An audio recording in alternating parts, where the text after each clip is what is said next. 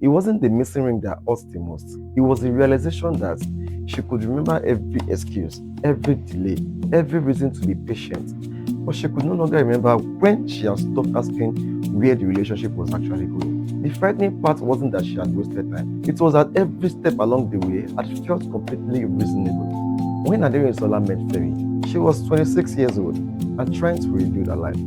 She had recently left a marketing job she hated in Ibadan and had started helping her aunt run a growing catering business. The money wasn't great, but for the first time in years, she felt like she was moving towards something that belonged to her. Most evenings ended the same way.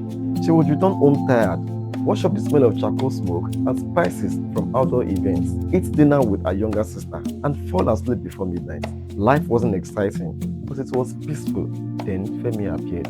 It happened during a cousin's introduction ceremony at Abeokuta. He wasn't the loudest person in the room. In fact, she barely noticed him initially. While everyone else seemed determined to impress strangers, Femi spent most of the afternoon helping elderly guests find seats and carrying crates of drinks from one side of the compound to another. There was something strangely reassuring about him, something steady. When they eventually started talking, the conversation felt easy, and sometimes easy seemed far more dangerous than excitement because easy feels safe.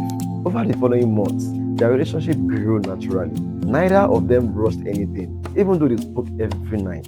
They share everything, including shared stories about growing up. Femi dreamed of expanding his father's struggling furniture workshop into a proper manufacturing company. Aderinsola dreamed of opening a catering company that would eventually handle major events across southwest Nigeria. They were dreamers, and dreamers often recognize each other quickly. And within a year, they had become inseparable. Their families approved, their friends approved, even strangers who saw them together assumed marriage was somewhere nearby.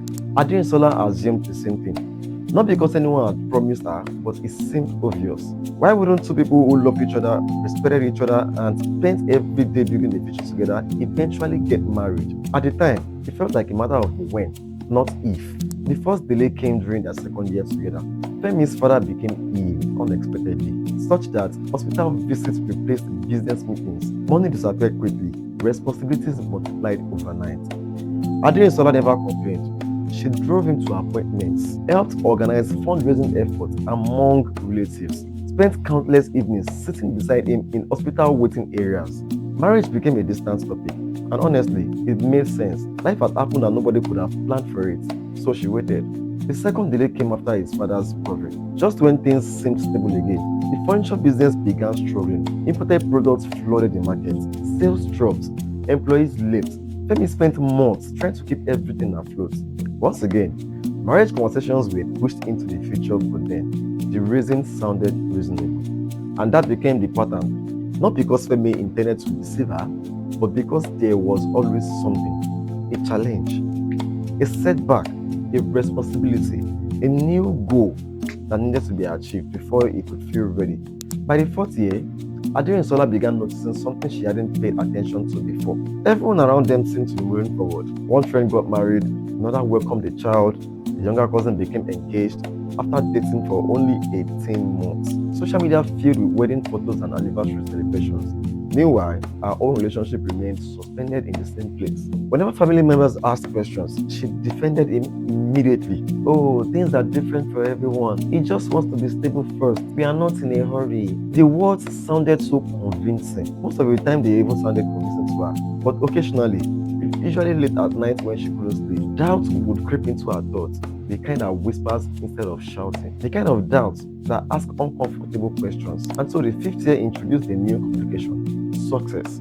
After years of struggle, Aderinsola's catering business began growing rapidly. Corporate clients started calling, wedding bookings increased, she hired staffs, but chased additional equipment. And for the first time in her life, financial stability stopped feeling like a distant dream. Ironically, her success created tensions she never expected. Aderinsola noticed something changing. Every time marriage came up, his concerns shifted. Now he wasn't talking about his father's health or business survival.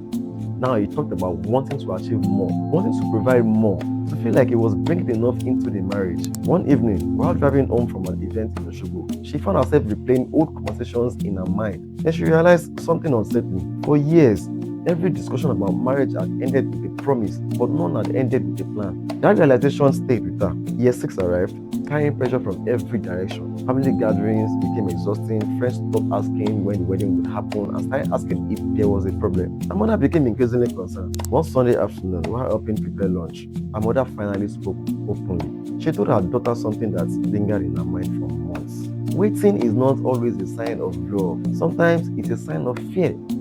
Aderinsola didn't respond, but the words followed her home. For the first time, she began wondering whether she was waiting because she believed in the relationship or because she was afraid of starting all over.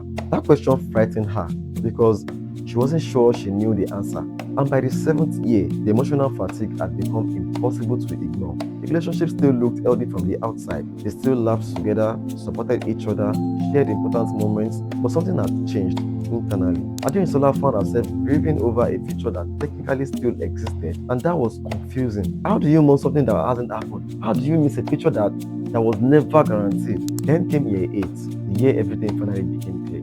It happened after a wedding of a former colleague. As guests danced and celebrated around her, Aderinsola watched the bride walk across the reception hall towards her husband. Everyone applauded.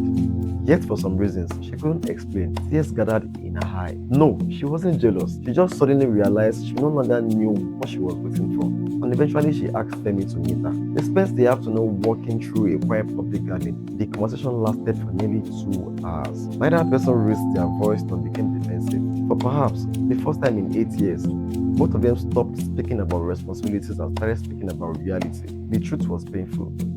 Femi admitted he had spent 8 years believing he would eventually feel ready. But readiness never came. Every achievement revealed another goal.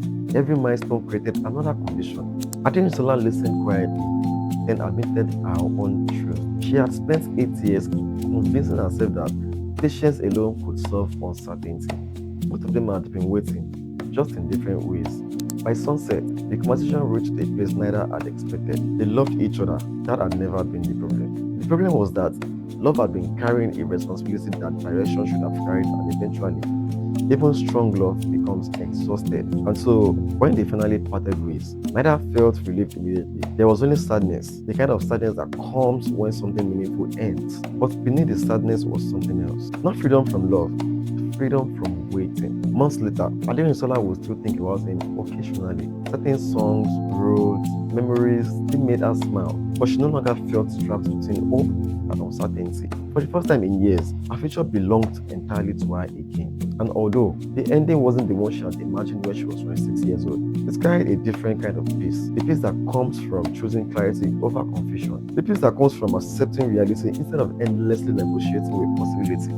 And perhaps that was the lesson hidden inside those 8 years. Not that the love had failed, but that love was never meant to be the destination. It was meant to walk alongside purpose, commitment, and direction. Without them, even the strongest relationship can spend years standing still while believing they are moving forward. Welcome to the reflection segment. One thing that stood out to me in this story is that there wasn't a villain. Nobody cheated, nobody was abusive, nobody was intentionally cruel. And sometimes relationships don't break because of betrayal. Sometimes they slowly weaken because of indecisions. Many people find themselves in situations where the relationship feels good enough to stay in, but not clear enough to build the future on.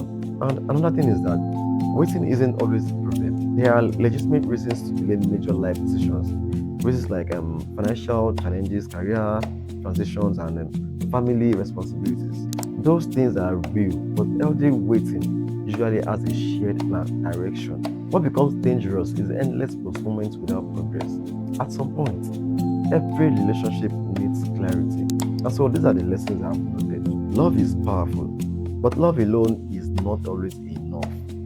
Relationship needs direction and intention. It needs two people who are moving towards the same future. Never confuse waiting for growth with waiting indefinitely. Never be afraid to ask where a relationship is going. Because clarity may hurt for a moment, but confusion can cost years. And so, here are some community questions for our dear subscribers. Number 1 is, how long do you think is too long to wait for a proposal or serious commitment? And number 2 is, do you believe love alone is enough to sustain a relationship? Number 3, have you ever stayed in a situation longer than you should have because you hoped things would eventually change? Please share your thoughts in the comments. And thank you for spending time with me. If this story resonated with you, Don't forget to like, subscribe, and share it with someone who might need to hear it. And remember, every story carries a lesson, every lesson carries growth. This is Jindari Podcast. Real stories, real lessons, and real growth.